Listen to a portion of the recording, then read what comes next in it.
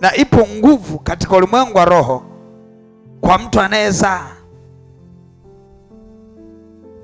Na tunapoongelea kuzaa, maana yake ni kuwa na mchango wa kufanya kazi ya Mungu ifanikiwe, kuifanya kazi ya Mungu sawa sawa na kusudi la Bwana. Tutasoma katika kile kitabu cha Yohana sura ya 15 na ule mstari wa 16. Yohana 15:16.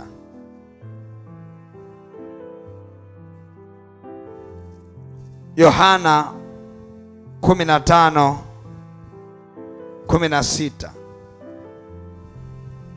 anasema, si ninyi mlionichagua mimi, bali ni mimi niliyewachagua ninyi, nami nikawaweka mwende mkazae matunda, na matunda yenu yapate kukaa, ili kwamba lolote mwombalo Baba kwa jina langu awapeni. Ukiangalia maandiko yanasema ya kwamba si ninyi mlionichagua, bali ni mimi ndio niliyewachagua. Tunaona kwamba wito, hamna mtu anayejiita kwenye kazi ya Mungu, ni Mungu ndio anayetuita. Tuchaguliwe kwamba tufanye jambo fulani kwa ajili ya kazi ya Mungu, ama kusudi la Mungu lipate kutimia. Hasa anasema sio mimi niliyowaita, bali sio ninyi mliojiita, bali ni mimi ndio niliyowaita. Haleluya. Anasema hivi, lengo la kutuita twende tuzae. Ajenda ya wito wa Mungu ni kuzaa. Twende tuzae matunda. Halafu anasema hivi, matunda yapate kukaa. Sasa kama umeitwa ili uzae, sasa pata picha ulivyoitwa haujazaa, kwa sababu wito ni kwa kila mtu. Toka tumboni mwa mama unapozaliwa, kuzaliwa tu kwenyewe ni wito, kwamba umekuja duniani, una kazi ya kufanya kwenye kazi ya ufalme. Na ndio maana kama umekuja duniani halafu unadhani ya kwamba haya tunayoyafanya haya ndio tulioitiwa, si kweli. Biblia inamtambulisha mtu aliyeitwa, na inatambulisha kwa niaba ya watu wote tuliozaliwa katika tumbo la mwanamke, ya kwamba ndani yetu tulipozaliwa palikuwa na wito uliowekwa ndani yetu. Tunamwangalia mtu kama Musa. Angalia kwamba Mungu alikuwa anaelewa ya kwamba wana wa Israeli itakapofika miaka 40 lazima warudishwe katika nchi ya ahadi, kama alivyomwahidia Ibrahimu, lazima wapelekwe hapo. Kwa inamaanisha miaka ilivyoenda, miaka inaenda, Mungu alikuwa tayari na wazo la Musa, lakini ilipofika utimilifu ya kwamba miaka hii kuna mtoto lazima azaliwe, ambaye baada ya kukua atafika kwenye ile miaka 400 ambayo ndio itakuwa ni miaka ya kuondoa wana wa Israeli, ikabidi katika tumbo la mwanamke mmoja iwekwe mbegu ya mtoto anaitwa Musa, ili akue, kama ni kusoma asome, kama ni kujifunza ajifunze, apitie mambo yote, lakini kusudi la kuzaliwa kwake ni ili alipeleke taifa la Israeli katika nchi ya ahadi. Musa anapozaliwa haelewi kama kuna kusudi, ameitwa. Lakini anapokuwa, siku inapofika majira yake, Mungu anamwita kwenye kichaka kile cha moto. Wote mnaelewa kilichotokea. Mungu anampa ajenda ya Musa na sababu ya kuzaliwa na aina ya wito ambao ameweka ndani yake. Akaambia, ni wewe peke yako ambaye unatakiwa wachukue wana wa Israeli wapeleke nikalitimize agano nililofanya na Ibrahimu na Isaka na Yakobo, ya kwamba uzao wake utakaa katika nchi ya utumwa, na majira na nyakati zitakapofika nitawarudisha. Nitawarudishaje hawa watu? Katika mchakato wa kuwarudisha, wewe Musa nimekuita uweze kuifanya hii kazi, akaanza kumtrain, kumpa mafunzo ya namna ya kukaa na uwepo wake, ya namna ya kufanya uwepo wake mambo yatokee. Akampeleka kwenye nyumba ya Farao ikiwa ni sehemu ya mafunzo. Pale alikuwa anauchochea na kutengeneza ule wito ambao alimuitia, kusudi la yeye kuzaliwa. Kwa hiyo lazima uelewe ya kwamba imradi umezaliwa kwenye tumbo la mwanamke lipo kusudi. Na ndio maana mimi siwezi kuelewa, yamkini nitolee mfano baba yake Musa na mama yake Musa. Si ajabu angekuwa anasema tumemzaa mtoto huyu, tuanze kuhangaika, tumsubirishe arithi majumba, arithi. Kumbe sio wa pale, wala Mungu hana mpango awe pale. Yeye ni mtu wa kutembea kwenda kufanya kazi ya Mungu. Sasa na sisi tunatamani sana watoto wetu tuarithishe vipawa vyema, lakini ndani ya kila mtu upo wito wake. Hata wewe ulipo hapo upo wito wako ambao Mungu amekuita. Tunamwona mtu kama Gideoni anaitwa na malaika yule penye alipokuwa chini ya mwaloni, anamwambia Gideoni, uliitwa hata kabla hujazaliwa, uliitwa. Kuna kusudi ambalo unatakiwa ulifanye. Umeitwa kama mwamuzi, umeitwa kama mtu ambaye utasimama kwenda kupigana vita na hatimaye taifa la Israeli liweze kushinda. Umeitwa. Lakini alipokuwa akipitia maisha ya kawaida, ni rahisi sana Gideoni kuona hajaitwa. Na ndio maana anamuuliza Mungu, hivi unaniambiaje nimeitwa? Mbona mimi nikiangalia hali yangu, mbona hali yangu ni kama vile ni mtu mdhaifu na familia dhaifu, tena nimejificha hapa chini ya mwaloni, ninawaogopa wa Midian. Unasemaje nimeitwa tena kwa jina kubwa kama hilo kuniita shujaa? Akasema, sikiliza, mapito yako hayaondoi wito wako. Na wewe vile vile una mapito mengi, lakini hayaondoi wito wako, ya kwamba umeitwa kwa ajili ya kumtumikia Mungu. Na swala la kuitwa kwa ajili ya kumtumikia Mungu ni la kila mtu, mahali popote utakapokuwa.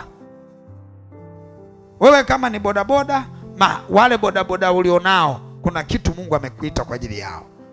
Wewe kama ni mfanyabiashara, kwenye ile biashara uliopo, kuna kitu Mungu amekuita kwa ajili yao.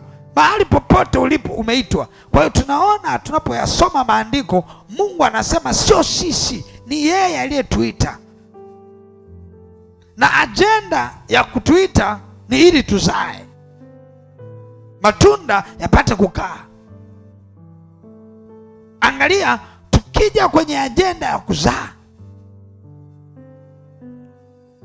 nimekuwa nikipata changamoto kidogo pale ambapo watu wanakuwa wanapenda kuomba lakini hawapendi kuzaa.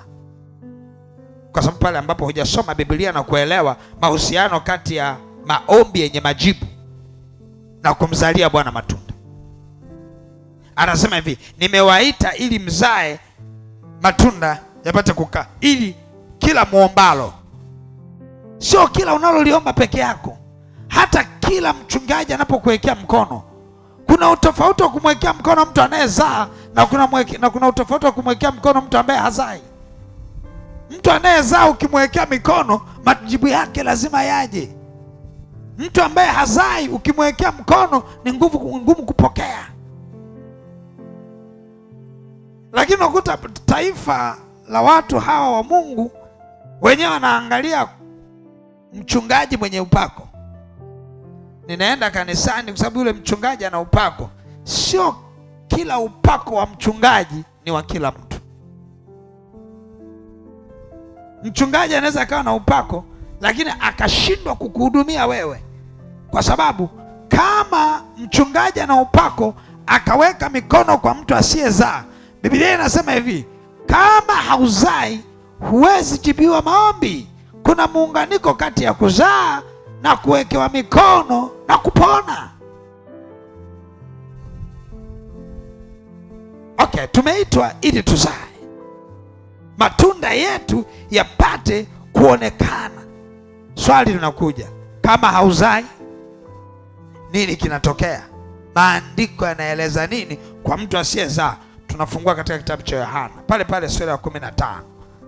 Kitabu cha Yohana sura ya 15 ule mstari wa kwanza, Biblia inasema hivi, umefika?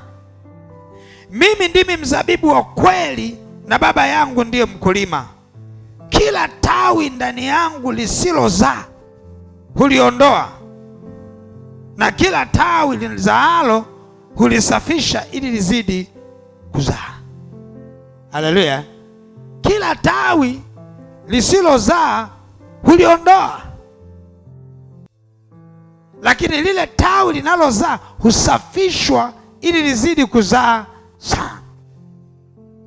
Ukiunganisha na kitabu cha Mathayo sura ya 3 mstari wa 10. Mathayo sura ya 3 mstari wa 10, Biblia inasema hivi, anasema na shoka limekwisha kuwekwa penye mashina ya miti, basi kila mti usiozaa matunda mazuri hukatwa na kutupwa motoni. Angalia vile ambavyo kote linaongelewa tawi lisilozaa kule kwenye Mathayo, halafu kwenye Yohana, kwenye Mathayo inasema shoka limekwisha kuwekwa kwenye shina la kila mti usiozaa. Shoka limekwisha kuwekwa pale. Haleluya. Maana yake nini?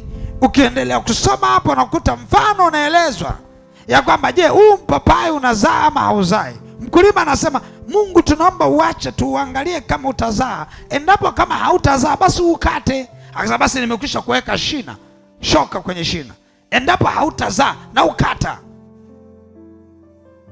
Kuzaa, watu wengi sana wanaposikia ajenda ya kuzaa ni kama vile wanairushia ajenda ile kwa watumishi wale, mchungaji na wengine watumishi, lakini swala la kuzaa ni kila mtu.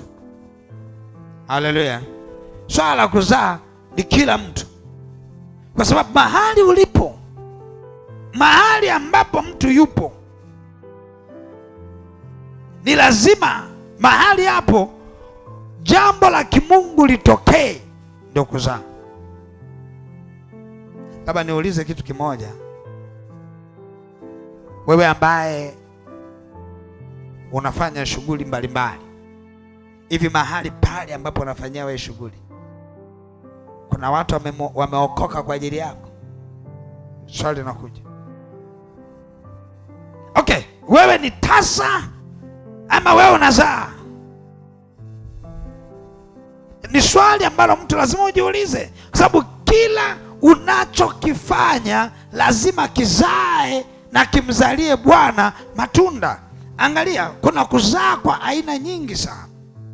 Wapo ambao wana uwezo wa kwenda kuhubiri, wakahubiri watu wakaokoka.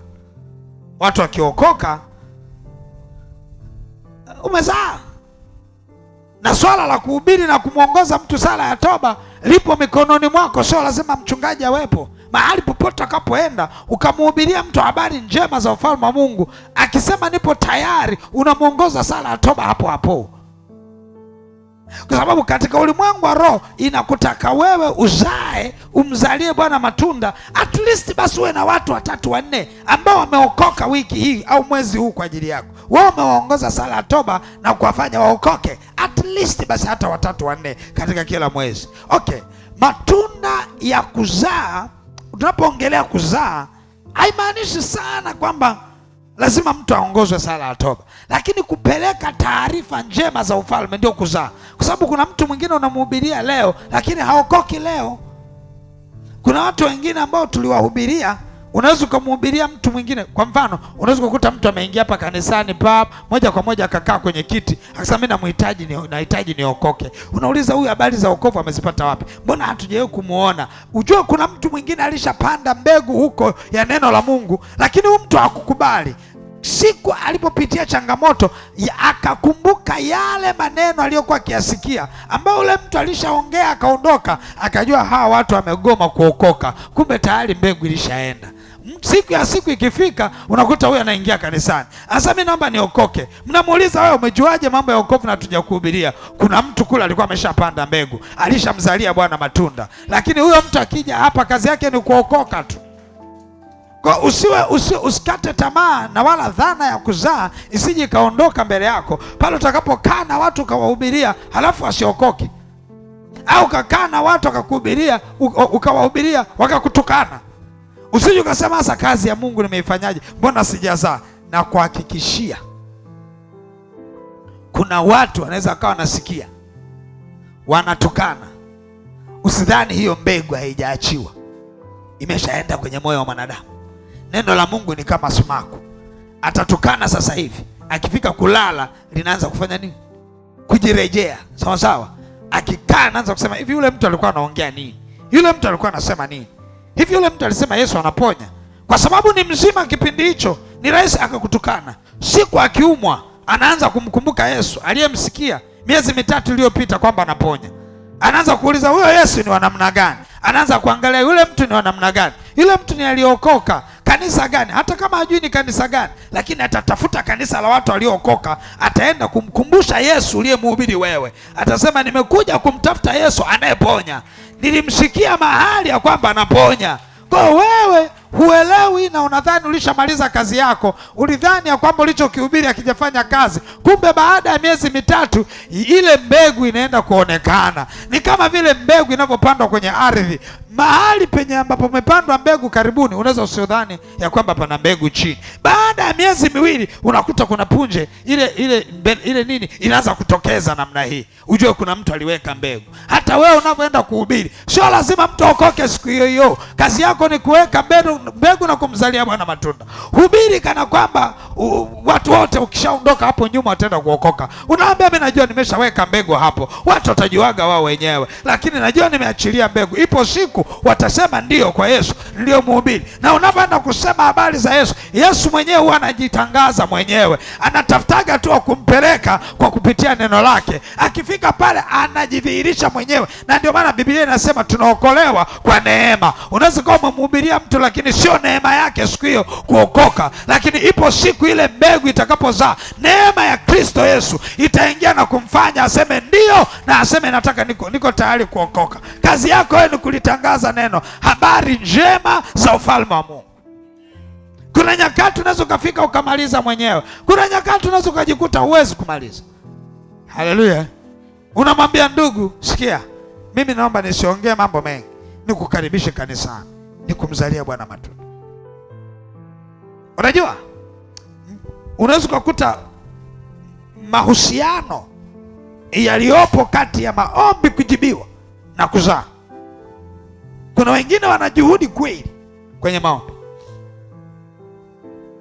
Ukimwangalia anaweza akafunga hata siku 7, akimaliza anafunga 21, akimaliza anafunga 40, lakini hazai.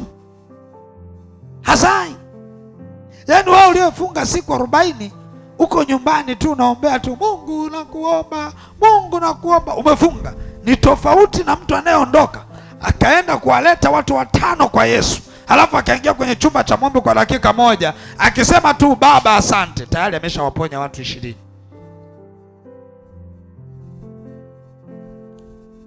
Sikia nikwambie, tolee mfano wa kuhudumiwa. Unaweza kutamani kuwekewa mikono na mtu mwana maombi. Sikia nikwambie, maombi yako yanaweza asijibiwe hata kama ni mwana maombi. Tafuta mtu anayemzalia Bwana matunda, kuwekea mikono, atajibiwa.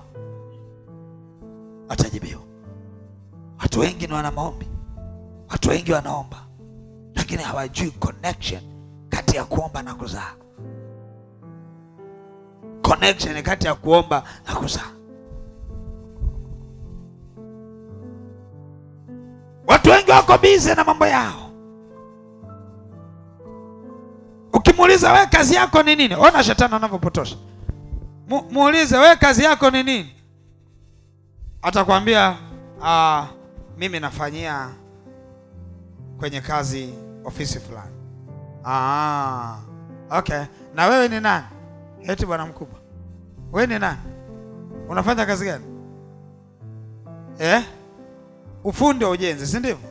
Okay. Huyu anayejenga yeye, kama kujenga kwako hakumzalii Bwana matunda, ni kazi bure. Haleluya. Wale unaojenga nao kama ukuwahi kuwahubiria, wewe ni kazi bure.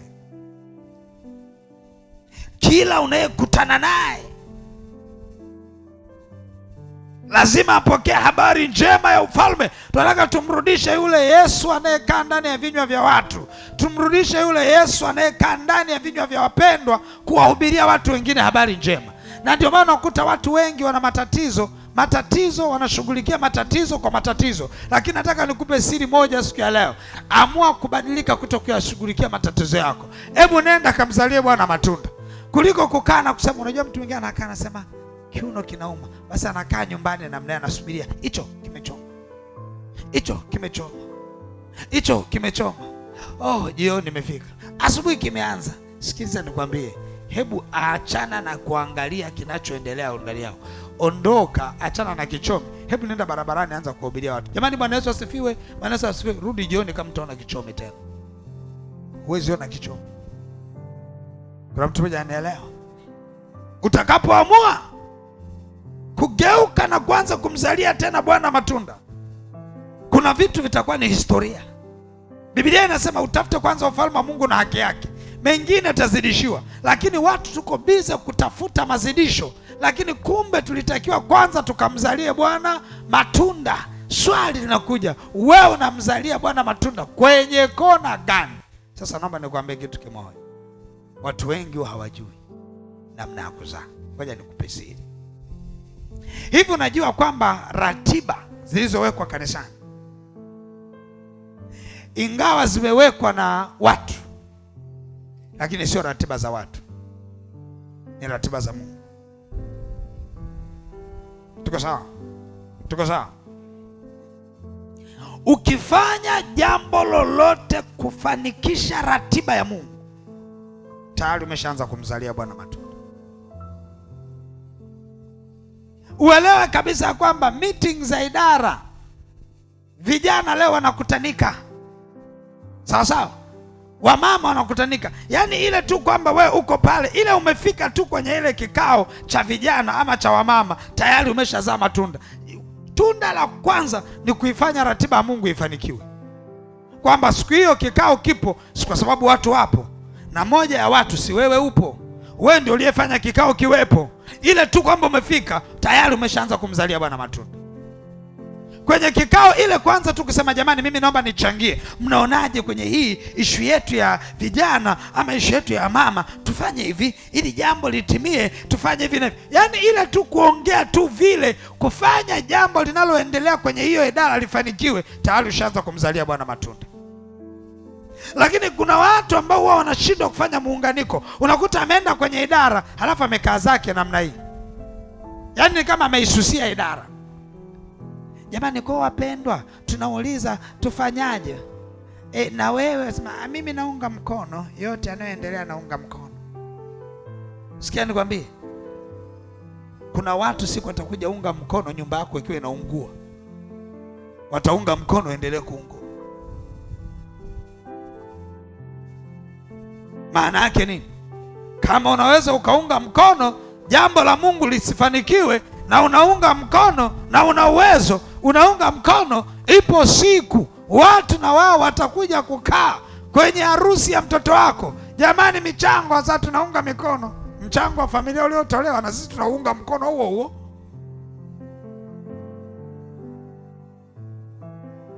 Lakini jinsi utakavyokaa na kuangalia hivi, hapa mambo yameendaje, hapa mambo yameendaje, hivi inakuwaje hapa, aje, tayari unamzalia Bwana matunda.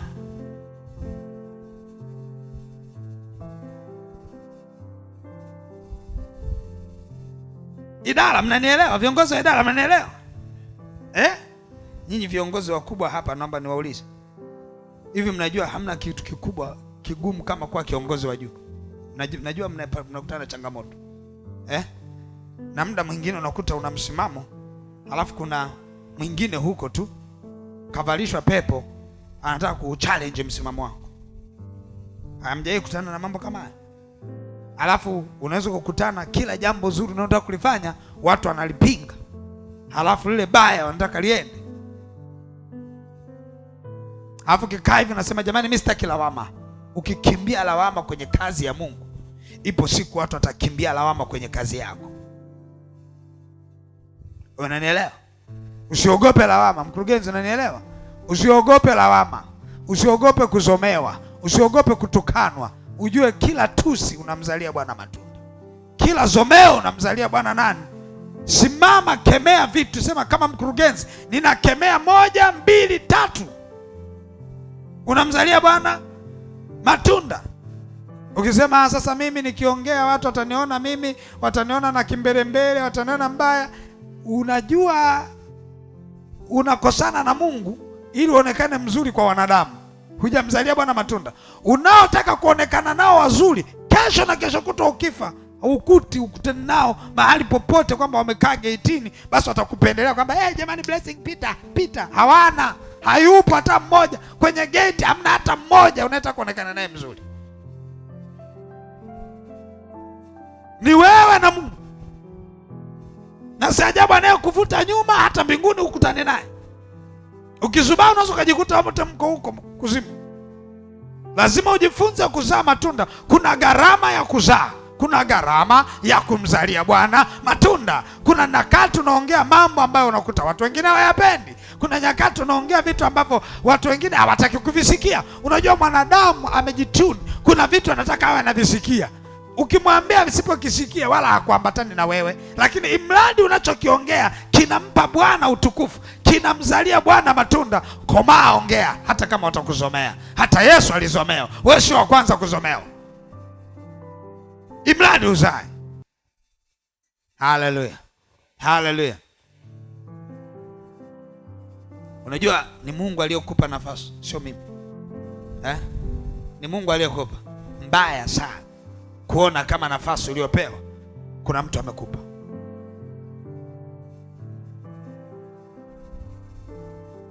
Na ndio maana watu kwa kutokujua, unaweza kukuta napewa uongozi fulani, anaupokea kwa masononeko. Ukimwambia wewe utakuwa kiongozi wa mama, anachukia. Anaona kama nitakuwa nimecheleweshwa, kwamba hii itanifanya muda wote niwe kanisani. Kumbe unapokuwa kanisani muda wote, unapomzalia Bwana matunda, kula kwenye vyumba vyako vya maombi, ni neno moja tu mbingu zinafunguka. Neno moja mbingu zinafunguka. Lakini usipozaa, ndugu yangu, ndio wale mnafunga 40 kavu, hola. Ngoja niongeze ziwe 60, hola. Utakuja funga 366. Napo hola, swala la kuzaa ni siri. Okay, na ndio maana shetani akitaka kukupiga lazima kutoe kwenye kuzaa. Yaani uwe mtu wa kawaida. Shetani anapenda watu wa kawaida, wale watu ambao wanakuja hawataki majukumu. Akipewa majukumu kanisani anaona kama ni kifungo. Yaani mimi nikipewa majukumu kanisani ni kifungo. Kuna watu wanapenda wawe huru kanisani, yaani aje aondoke, yaani asiwe na kitu chochote. Asiwe na kitu chochote. Yaani hayupo kwenye hapa, anauliza nataka mnifanye niwe nani? Mwenyekiti, msui mtunza hazina wa baba, katibu. Majukumu yake tunakutana lini na lini? Semeni ili nione kama nitapata muda, kama huo muda utanifaa mimi, huo muda. Wewe ndugu yangu, unampa muda mwenye pumzi yake. Biblia inasema tawi lisilozaa hufanya nini? Na shina. Shoka limekwisha kuwekwa kwenye nini? Kazi ya Bwana inabidi ya kwako yafe, la Bwana lisimame. Unajua responsibility, majukumu. Na ndio maana baba unaweza kukuta anataka kuwa baba, kama hutaki kuleta mboga bado hujawa baba. Ukipendwa kuitwa baba, uwe tayari kuleta na mboga. Sawa sawa. Sasa kazi ya Mungu, kama unataka maombi na maombezi, ni ngumu. Baadaye mtakuja kusema wachungaji hatuna upako kwa sababu mtu hazai.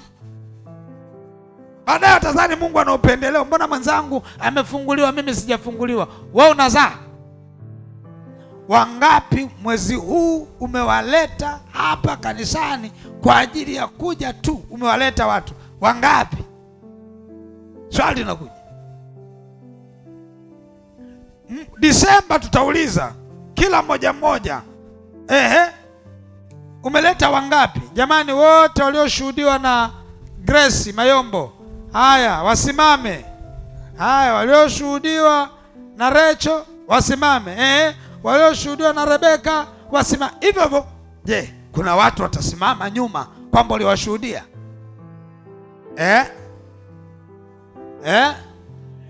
Unao watu ambao unaweza kumwambia Mungu kama Hezekia, kumbuka Mungu. Unao. Lazima tugeuke. Kuna mahali tumesahau kanuni ya kwamba ili maombi yetu yajibiwe lazima tuwe tunazaa. Kama hatuzai, maombi yetu hayasijibiwa. Hauwezi ukaishi kibinafsi ukamtegemea Mungu. Lazima uwe wewe na Mungu ni jambo hili moja. Mungu ajenda yake dunia imjue yeye. Endapo utasababisha dunia imjue yeye, wewe ni wa Mungu. Na ndio maana anasema ikiwa watu wangu, kuna mambo mengi yanayokufanya wewe mtu wa Mungu. Are you productive? Unazaa. Wewe unazaa. Mtaani kwako umewahubiria jana kwamba leo unakuja kanisani. Awe raha yako tunakuja tu mwenyewe kanisani namna hii. Hiyo sio raha. Raha tuone kuna watu unafanya nini? Unakuja nao. Haleluya. Baba, weka mikono, milango ifunguke. Milango unayo wewe. Twende tukalete watu kwa Yesu.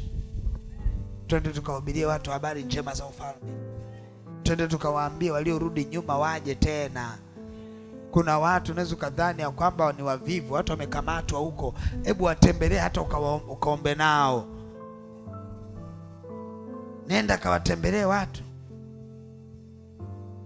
Ukawaambie, aisee, mbona leo hujaja kanisani? Mbona leo hujaja kanisani? Kuna watu wamerudi nyuma. Ni nani atakwenda kuwafuata wale isipokuwa wewe?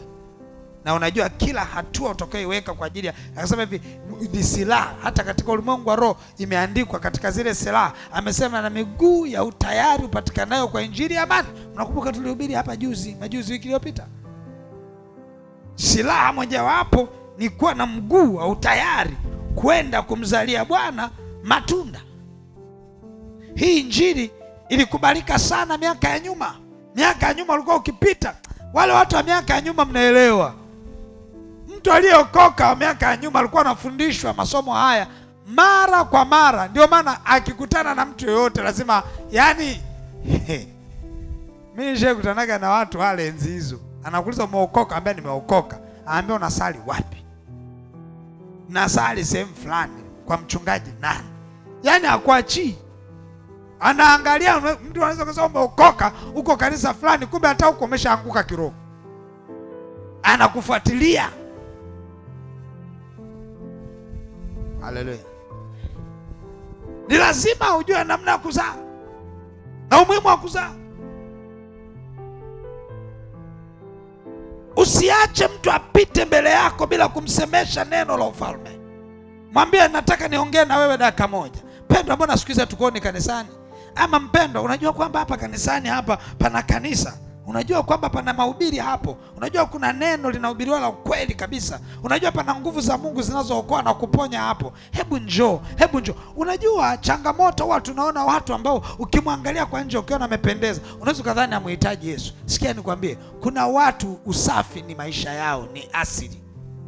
Kwa hiyo ukimwona mtu msafi sije kadhani ya kwamba amhitaji Yesu. Au ukimwona mtu ana gorofa au ana gari zuri, ni rahisi sana kumdhani ya kwamba kuwa na gari, kuwa na nyumba basi amhitaji Yesu. Kwa taarifa yako, kuna watu wana nyumba na magari, lakini kuna vitu wamepungukiwa ambavyo havina msaada kwenye nyumba, wala havina hela zao hazina msaada. Wanataka kukusikia wewe umwambie, mpendwa, ninajua una gari, najua una nyumba, lakini amkini kuna kitu kimepungua. Yupo Yesu anacho. Yesu atakusaidia. Hebu njoo kwa Yesu uone kilichopungua kinaenda kukamilika.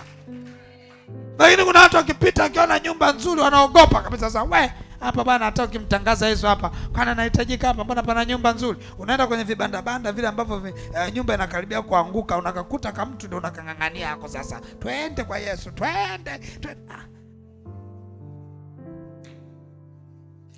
Na hivi ukimwona hana shati unaambia Yesu ana mashati, Yesu ana neno. Kumbe injili natakiwa unamfuata mtu yoyote. Simamisha hata gari, mwambie Bwana, mimi sihitaji lifti wala sihitaji ulicho nacho. Nataka kukuambia yupo Yesu. Kama una changamoto yoyote, karibu kanisani kwetu siku ya Jumapili, utakutana na Mungu pale mzima mzima. Atakuhudumia kuanzia kwenye kusifu na kuabudu. Kwani leo simuona watu wanahudumiwa hapa kwenye kusifu na kuabudu? Wakaribishe watu na wao wahudumiwe kama ulivyohudumiwa na wewe. Tumerudi nyuma, lakini tunamtaka Yesu. Tunamkosa Yesu, hatujui sababu za kumkosa Yesu, ni kwa sababu tumerudi nyuma. Sawa sawa. Hebu twende mbele, tuanze kuwaleta watu kwa Yesu. Biblia inasema hivi, kila silaha itakayofanyika juu yetu haitafanikiwa, na kila ulimi utakaosimama katika hukumu utahukumiwa kuwa mkosa. Anasema na hiyo ni ahadi ya watumishi wangu, asema Bwana. Ni lazima uwe mtumishi wa Bwana ili silaha isinyanyuke juu yako. Lazima uwe mtumishi wa Bwana ili ulimi utakaosimama katika hukumu juu yako uhukumiwe kuwa mkosa. Yani baba, mawifi wananisema, unasemeka kwa sababu hauzai. Kwa maneno, kila neno linalonyanyuka juu yako halihukumiwi kuwa mkosa. Yule anayeongea hahukumiwi yeye kuwa mkosa. Lakini ukianza kumtumikia Bwana, ukawa mtumishi wa Mungu, chochote kitakachonyanyuka kinyume na wewe kama neno, lile neno linamrudia aliyesema. Akiongea mabaya, mabaya anamrudia aliyesema. Akiongea ushuhuda wa uongo, anaumbuliwa yeye. Kwa sababu ni kanuni, kila anayezaa ni mtumishi wa Bwana, na kila mtumishi wa Bwana hakuna silaha itakayonyanyuka juu yake. Ni dhahiri kabisa. Unaweza kusimama leo, ukaanza leo, wala hujachelewa. Bado siku zinaruhusu, miaka inaruhusu, nyakati zinaruhusu, na majira yanaruhusu mtu mmoja kuanza upya leo, kutengeneza msimamo na Mungu leo, kusema kuanzia leo sitakuwa Mkristo wa kawaida, nitakuwa ni yule anayezaa. Kwa sababu kuna Mkristo wa kawaida na Mkristo anayezaa. Haleluya. Lakini wote walizaliwa kwa kusudi. Okay, nikuulize, kwani mpanda mapapai kusudi lake nini? Au anajuaga kwamba kwenye mapapai nao panda litatoka papai dume? Akikutana na mpapai dume anaukata. Kwa sababu gani? Unaweza kadhani kwani papai mti wa papai ni ua, kwamba naendelea kulimwagilia litatoa maua? Anauangalia mpapai kwanza. Kuna nafasi fulani mpapai unakuta mnene, huwezi jua kama utakuwa dume. Kwa hiyo anaendelea kuuvumilia, anaangalia kama Bwana anavyotuangalia, anatuangalia. Halafu unagundua ule mpapai, mbona wenzake wameanza kutoa vitoto, yeye hajaanza kutoa vitoto. Unaanza kuwa na mtazamo mbaya. Kwanza ukishaanza kuona kutoa vitoto, hata kumwagilia humwagilii tena, wala mbolea huweki tena, unautazamia kwanza. Unaanza kuhisi huu ni mpapai dume. Ukihakiki ya kwamba huu ni mpapai dume, unaweka shoka, unaukata. Hautaki tena kuendelea kuhudumia huo mpapai, kwa sababu hauzai. Bwana anatutazama tusiwe kama ile mipapai dume. Hebu twende tukamzalie Bwana matunda. Wakati bado upo, muda bado upo, nafasi ipo, nguvu tunazo, na uwepo wake ndio unaookoa. Tunaweza tukaenda leo na kuwaleta watu kwa Yesu kuanzia leo. Ni lazima mtu ageuke mtazamo wake, aanze kuangalia kwenye kusudi jipya. Yaani haileti maana kama unafanya biashara, halafu wewe kazi yako ni kuchukua hela na kutoa bidhaa. Kwa nini katika ukichukua hela, unavyotoa bidhaa, toa na neno la Yesu? Si biashara ishaisha, umeshapewa hela yako. Usianze kuleta hela za Yesu kabla hujapokea hela yako. Sawa sawa? Mtu anaweza akasahau kununua. Sawa sawa? Lakini bwana, shingapi hii laptop? Hii hapa bwana, hii 100,000. Okay. Hii ni 100,000 bwana. Basi nipe 100,000. Hii hapa bwana. Shika hii. Nzuri wakati unamwandikia, anambia ndugu, unasali wapi? Unasali wapi? Mimi sisali. Umeokoka? Hujaokoka? Hebu bwana njoo nikwambie. Stori zinaanza za kiroho. Hela ushaweka, bidhaa umempa, stori za kiroho zinafanya nini? Zinaanza. Unampiga injili pale, unampiga injili. Unachokijua unakipiga. Kama hauna unamwambia karibu kanisa. Sio lazima uanze kuhubiri kama hauna cha kuhubiri. Sasa usika lianzisha story ambalo huwezi kulimaliza, alafu kapigwa maswali pale pale ukaishia kukimbia. Wewe walete tu watu kwa Yesu. Kuna mazingira unajua mtu hawezi kuhubiri, wewe ni kumleta tu kwa Yesu. Ukiweza kumuongoza sala toba, ongoza. Yamekushinda wewe, leta kwa Yesu. Maana kuna mwingine unaenda kuhubiri umeshaharibu. Umeanza kwanza umekaona kabinti kazuri, umeshaanza bwana, mimi na nilivyokuangalia kama moyo unadunda. Akikwambia hapana, mimi sitaki, kwanza basi njoo kwa Yesu. Sasa akisema nakuja, utamwekea mikono wewe? Wewe mlete, ushaharibu. Ushafanya nini?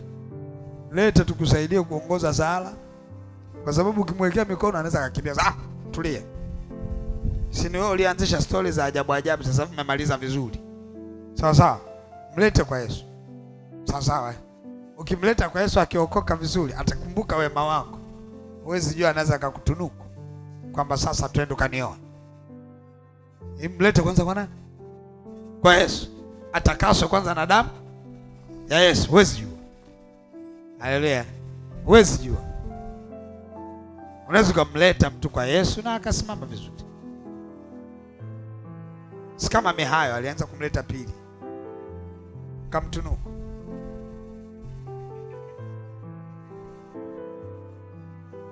Amia baba huyu hapa lakini anasali hivi.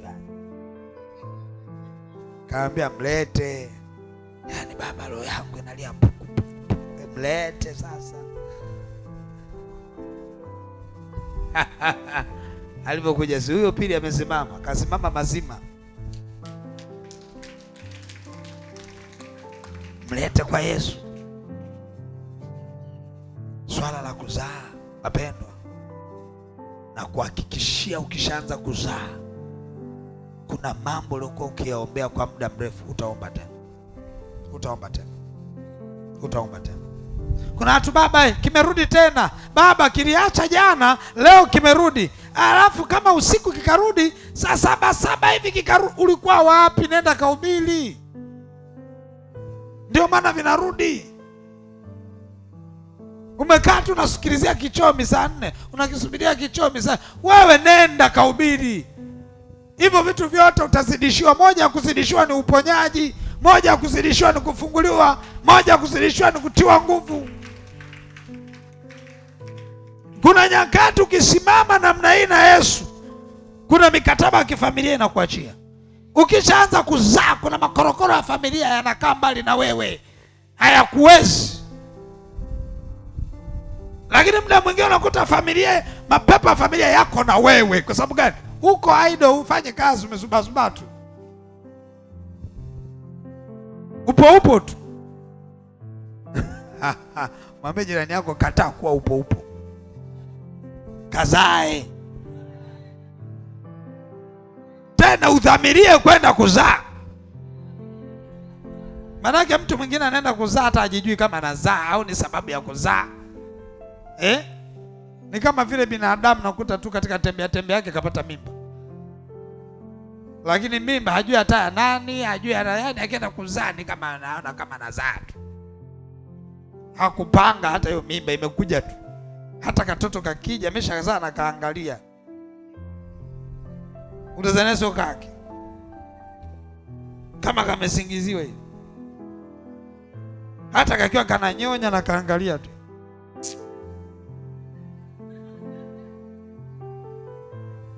Kadogo la kakilia na kaambia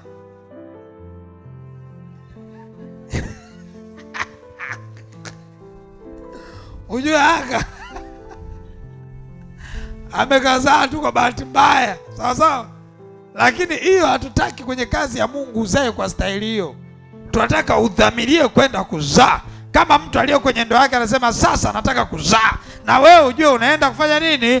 Kuzaa. Na utakaye mzaa umfuatilie, ujue yule ni mtoto wako, na bado umfanye nini? Umfuatilie. Ukiona amerudi nyuma, mwambie ndugu, nimekufuata tena. Huko ndio kuzaa kule kwenye tunakutaka. Sio unazaa tu kama wale wanaozaa mtaani.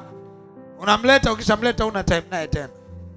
Ukimleta ukishamwangalia hadi anakuambia mimi nakumbuka ulinileta hapa. Mimi nikuleta mimi wapi? Inaonekana haukuwa makini. Lakini wewe na orodha ya umewaleta wangapi kwa Yesu, wangapi wamepona kwa ajili yako. Kuna watu kama wasipomwona Yesu wanakufa. Wataletwaje? Lazima patikane mtu wa kuenda.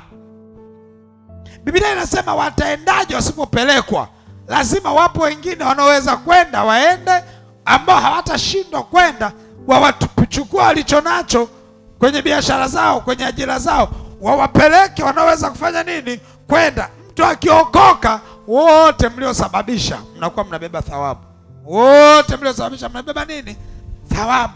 Kwa sababu mtu mwingine anaweza kuwa yuko kazini, ameajiriwa, amebanwa na kazi. Mwingine aina biashara yake anamweka yuko busy wakati wote. Lakini basi peleka hata basi wainjilisti wafanye nini? Waende.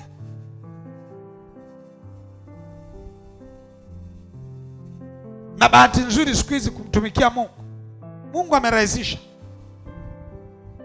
Mimi nilikuwa naangalia shuhuda za filamu tunazozitoa mpaka nimechanganyikiwa. Watu wanakuja nasema hivi, hii filamu hii nimejifunza kitu kikubwa. Anaeleza alichokielewa mpaka unasema kumbe tumemzalia Bwana matunda. Watu kutoka dunia nzima, hamna kona ambapo mimi sijapata ujumbe ya kwamba tumelala. Kila kona. Lazima kuzaa. Yaani unakuta Mungu amekupa simu kubwa, jirekodi basi.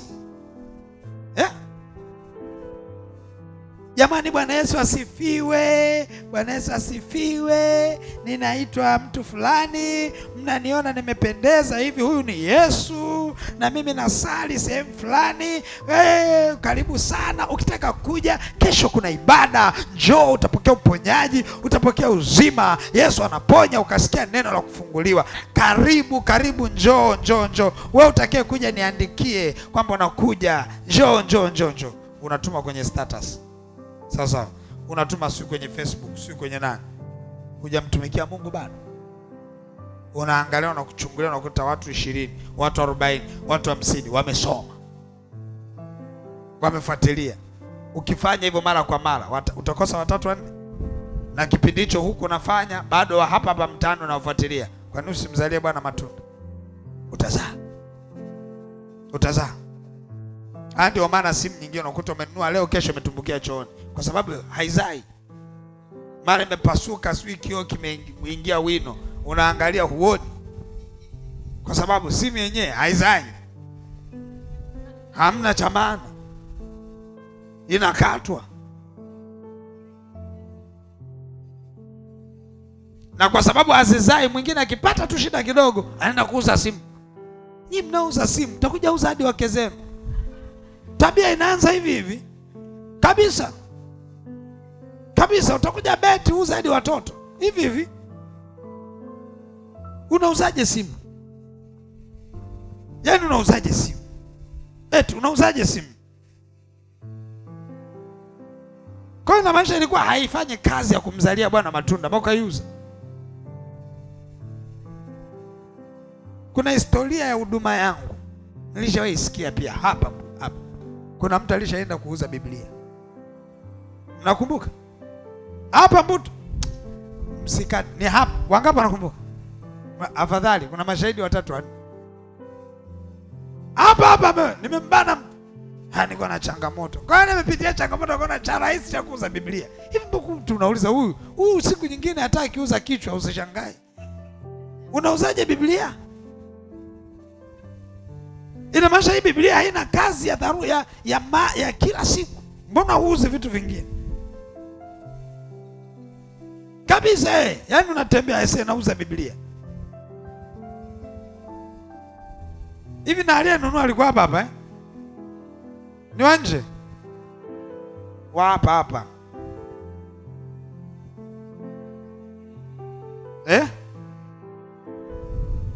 Aliyeuza ni hapa ndani.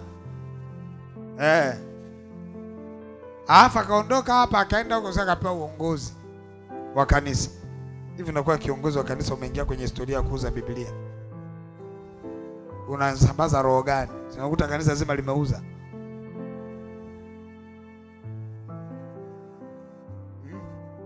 Maana yake ni huyu mtu ameona hichi kitu hakina maana, si ndivyo?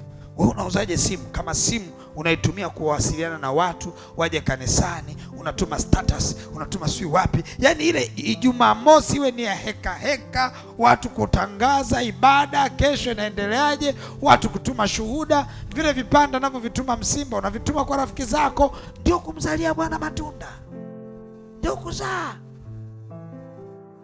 Kuna kuzaa kwa aina nyingi. Ukisikia si kuna vijana wanakutana wa mama, yaani unakuja ukiwa na furaha kwenye vikao vile, unanyosha mkono, unachangia, jamani mimi naona hili jambo hili lifanikiwe. Mwenyekiti, sisi tuko tayari, wewe utuambie tufanye nini, tusimame ili jambo lifanikiwe. Nataka hiyo ndio iwe spirit ya kanisa letu na idara. Asipatikane mtu ambaye amekaa hivi anawasikiliza wenzake tu kwenye idara. Hapo akiuliza wewe unasema sasa, mimi naona tu naangalia mnakoenda. Sikia. Watu wa namna hiyo hatuwataki. Na hata kanisa jingine wakalitafute, waende tu kanisa jingine. Watu ambao eti mtu anatisha kuhama. Mimi kama hiyo michango ikiendelea hivyo, sio ya mama, sio ya baba, bora nihame. Mtu akitisha kuhama, leteni taarifa tumfukuze. Sio ahame, tunamfukuza kabisa. Kwani sisi nani alikwambia tunahitaji watu hapa? Mbona ni kama vile mtu anajiongelesha kama kanisa ndio linahitaji watu. Watu ndio wanaohitaji kanisa, sio kanisa linahitaji watu. Hivi nani anamhitaji mwenzie? Nani anamhitaji mwenzie? Kanisa linawahitaji watu ama watu wanahitaji kanisa? Sasa mbona mtu mwingine unaweza ukashangaa umekaa naye hivi kwenye idara, yaani akili yake ni kama vile kanisa linahitaji watu. Kama tungekuwa tunahitaji watu, pangekuwa pamefurika hapo. Kuwaleta tu watu. Mbona wenzetu wanafanya hivyo, wanajaa watu hapa? Sisi hatutaki kujaza maboga. Unaleta eti watu wamekuja kumwangalia mwimbaji. Eti mwimbaji ndiye anacheza hata anarusha miguu hivi. Hapa ukuti ujinga. Ukuti ujinga. Hapa tunapiga worship. Piga worship mpaka mapepo hayataki kusikia watu waimbe. Simeona hapa leo? Piga worship ya kibabe. Mapepo yenyewe anasema tutaki waimbe. Hizo ndio worship. Hizo ndio worship. Na sio worship tu. Hata wanaokuja ni worshipers. Wanaoabudu. Wanakutana na kuabudu. Ndio maana wewe sikuta hapa. Zamani walikuwa wanakuja mtu, unakuta mgeni amekuja pale, vinapenyeza vikaratasi eti mimi ni mwimbaji binafsi naomba niimbe. Kaambia una kichani ni wewe. Umepotea, hili sio kanisa la waimbaji binafsi. Kwanza ni ubinafsi tu. Mwimbaji binafsi ndio ni. Unatuletea ubinafsi hapa. Kama unataka mwimbaji, njoo ukaguliwe, uwekwe bendi B, uangaliwe, ukifaulu uende bendi A, ndio wewe mwimbaji. Sawa sawa? Kwa sababu wale watu ambao huwa wanakujaga kwa ajili ya shughuli, sawa sawa, huwa hawakai. Yaani ogopa kumleta mtu kanisani kwa sababu ya kitu fulani. Hicho kitu kikiondoka na yeye anaondoka. Ogopa kuleta watu kanisani kwa ajili ya utabiri. Ujue Mungu sio muda wote anaongea, si ndivyo? Siku nyingine anakaa kimya. Akikaa kimya, kama mtu alikuja kwa ajili ya miujiza ya utabiri, anasema mchungaji nimekuja leo nitabirie. Niliwapataga watu hapo. Mchungaji nimekuja leo nitabirie. Anambia we, kwani mimi mganga kienyeji? Mimi naongea, Mungu anapofanya nini? Anapoongea. Na muda mwingine anaweza akaongea na akasema nimekuambia lakini sijakwambia uongee. Lakini kanisa linainuka endapo kama tunawaleta watu kuwazaa wawe wanafunzi wa Yesu. Yaani wawepo kwa ajili ya kumtaka Yesu na nguvu zake. Waanze kumtaka Yesu kisha wasitake na nguvu zake. Sio wamtake nguvu halafu Yesu baadaye. Hiyo hakuna. Hiyo hakuna. Na hata namna ya kumzalia Bwana matunda, tutawaambia watu kweli juu ya nguvu ya neno, nguvu ya uponyaji iliyo ndani ya neno. Akasema huyo neno alikuwa kwa Mungu, naye neno alikuwa ni Mungu. Ndani yake ndimo kulikuwa na uzima, na huo uzima ndio nuru yetu, na hiyo nuru yang'aa gizani, wala giza halikuiweza. Hiyo ndio tunaenda nayo. Hatuna ajenda nyingine, hamna kivutio kingine.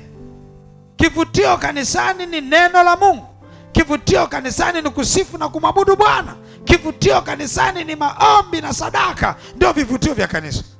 Yaani vivutio vya kanisa viwe vinamwangalia Mungu, sio vinatuangalia sisi. Haleluya, haleluya. Na ndio maana usije ukaenda ukasema hivi, njoo kwenye maombi na maombezi. Usiwalete watu wanaokuja kwa ajili ya maombi na maombezi. Waje watu kwa Yesu. Introduce Jesus kwenye maisha ya watu. Mtambulishe Yesu kwenye maisha ya watu. Hiyo ndio injili ambayo tunaifanya, si mahali hapa. Haleluya, haleluya. Muulize jirani yako, wewe uko kwenye nafasi gani ya kuzaa?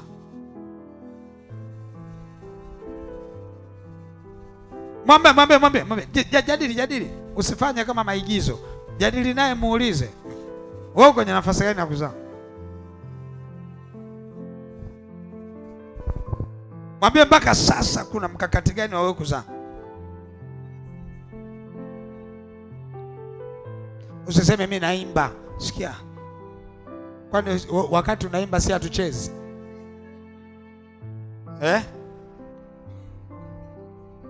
Wewe asikwambie mtu mimi mwimbaji. Kwani wenzako hatuimbi?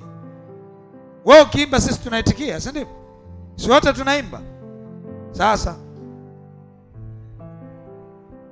muulize, wewe unazaa vipi?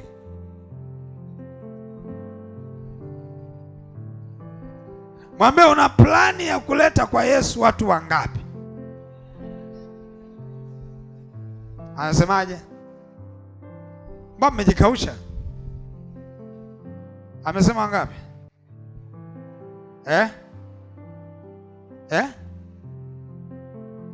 11 ya kuendelea. Wewe jamani, kanisa lishajaa. Lamek amesema tuletea watu 150.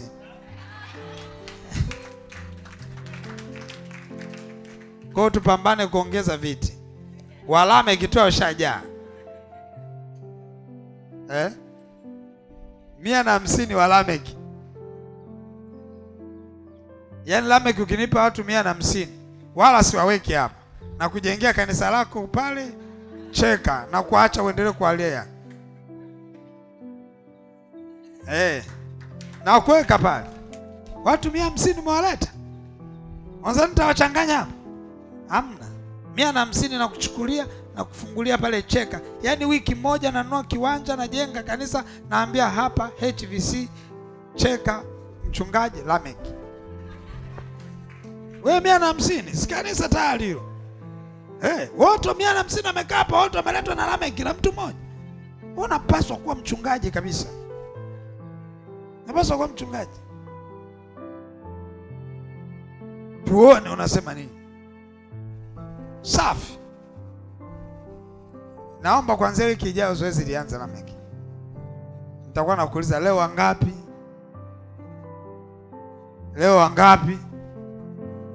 Haleluya. Wewe una mpango wangapi?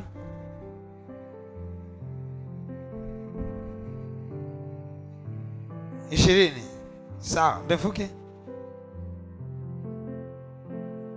30.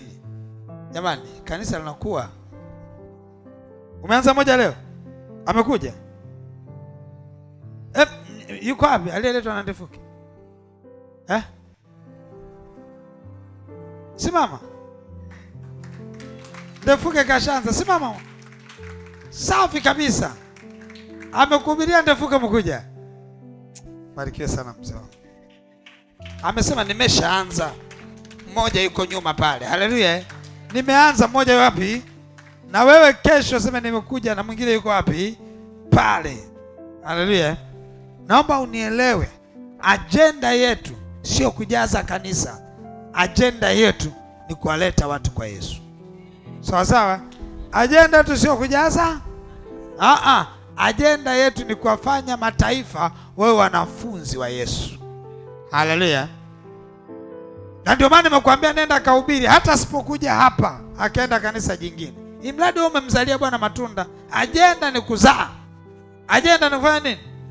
Kuzaa. Wewe ukamhubiria mtu halafu akaokokea akaenda kanisa jingine, wewe tayari ushazaa. Na ajenda ni kuzaa, sio lazima aje hapa. Sawa sawa. Ila ukimleta hapa itakuwa ni vyema, maana kuna uhakika wa kupata chakula kizuri cha kiroho kitakachomsaidia kukua na kuongezeka. Haleluya. Lakini mahali popote anaweza kaenda. Maana yake nini? Kuzaa sio mpaka hapa tu. Pigia simu hata watu marafiki zako wa mikoani, wahubiria habari za Yesu. Waambie tafuta kanisa huko la jirani la kusali huko la watu waliookoka. Sali hapo, anza. Yaani issue ni kuzaa. Issue ni kwa nini? Sababu mtu asiyakaona hii ni ajenda ya kanisa kwa ajili ya kujaza watu. Hapana, ni ajenda ya kuwafanya watu wa makanisa kuwa wanazaa, kwa sababu ndio mpango wa Mungu. Watu wazae, wazidi kuongezeka na kustawi. Mungu aendelee kuwajibu maombi yao, ni lazima wazae. Haleluya. Haleluya. Ajenda ambayo naitaka kila mtu mahali Mungu amekuweka, nataka ukifika pale hakikisha unaweka alama ya ufalme wa Mungu.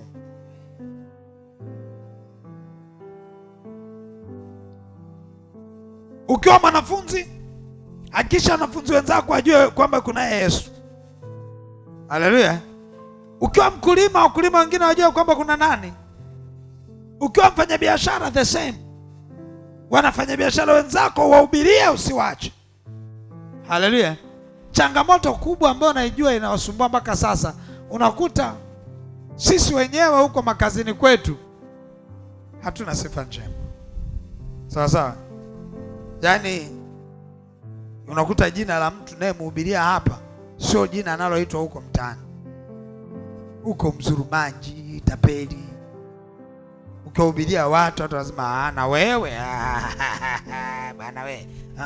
Ishi maisha mazuri yatakao kufanya uwe kwenye mazingira mazuri ya kuzaa. Hata familia ukikaa vizuri ukaonyesha Yesu wako vizuri, unahubiria na wanakuelewa. Mimi familia yangu wananiita mchungaji. Wanasema tunamshukuru Mungu tunaye mchungaji. Hata wewe unao nafasi kwenye familia yako wakajua kwamba umeokoka, tunaye mtumishi wa Mungu. Halafu anza na hao kwanza kuhubiria habari njema za ufalme. Nenda kwa marafiki zako, zunguka kwa majirani zako, hubiri. Jipe muda kwamba kila jioni nitatembea niongee na watu 10 wa habari za Yesu. Sawa sawa. Umebeba ka Biblia kako vizuri kabisa, unaenda zako unatembea, umeoga vizuri, umevaa nguo nzuri. Sawa sawa. Unahubiri habari za Yesu. Sio unaenda wewe mwenyewe umekata tamaa. Unaenda mwenyewe ni kama unapepesuka. Mwanzo Bwana Yesu asifiwe. Ambaye jamani, mpeni soda kwanza. Mpe soda anywe. Glucose ipande. Hakikisha umevaa vizuri, umependeza vizuri, unaenda kuhubiri. Unajua ukivaa vizuri ukahubiri, mimi nakuhakikisha watu wanakuelewa. Sasa watu wanakuelewa. Simama mkurugenzi. Njoo. Martha njoo. Pascal njoo. Mfano tu hapa. Mfano hapa. Shikeni Biblia zenu, shikeni Biblia zenu. Shika Biblia.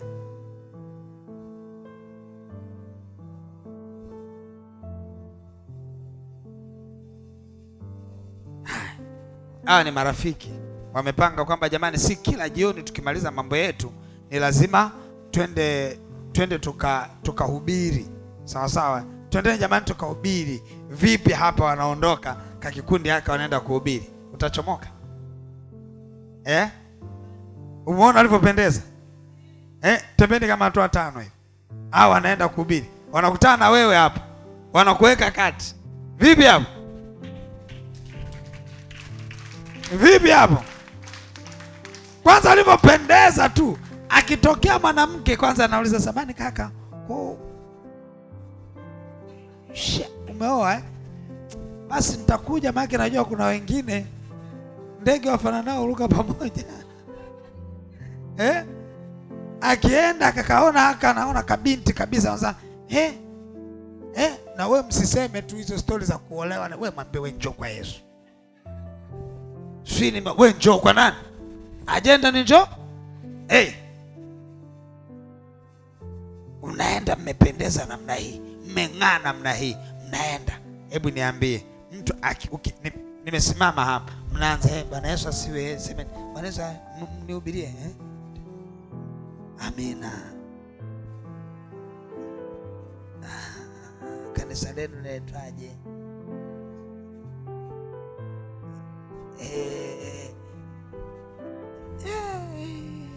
Amina. Vipi wanapopendeza? Sasa mtu anaenda mwenyewe amevaga na kibegi chake, yuko hoi. Yaani mtu mwenyewe akija unaanza kupata picha. Mganga wa kienyeji ni shemasi, yaani mtu mwenyewe unachanganyikiwa.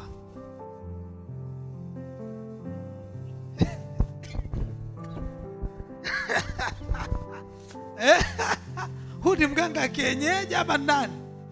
Lakini namna hii unaenda kufanya uinjilisti namna hii, safi kabisa, umependeza namna hii, watu wanapata tumaini. Unajua kuna watu wanapenda tu sehemu ambapo watu wako smart. Kiukweli mimi nilishaendaga zamani huko miaka ya nyuma kuhubiriwa, wale jamaa walikuja wamependeza, na mimi nikasema jamani, si niende na mimi nikapendeza. Yaani kuna hali fulani hivi unaona kama kuna nuru. Nuru inaanzia kwa wanaokuhubiria, si ndivyo? Nuru inaanza kwa wanaokuhubiria. Akikaa hivi nauliza, unaangalia namna hii jamani.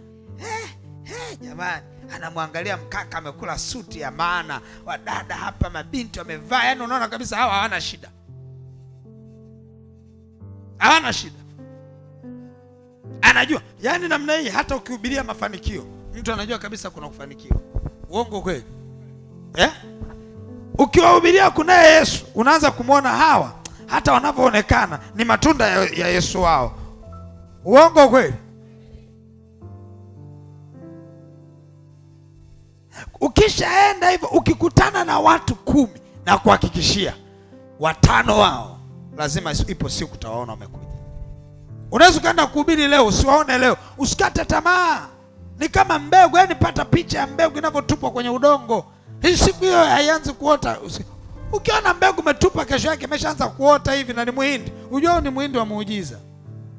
Muhindi una muda wake wa kukaa kwenye ardhi, si ndivyo? Hata neno unapoliachilia kwa mtu, lile neno lazima likae, mtu aanze kulitafakari, baadaye anaona hapana, acha niende kwa Yesu.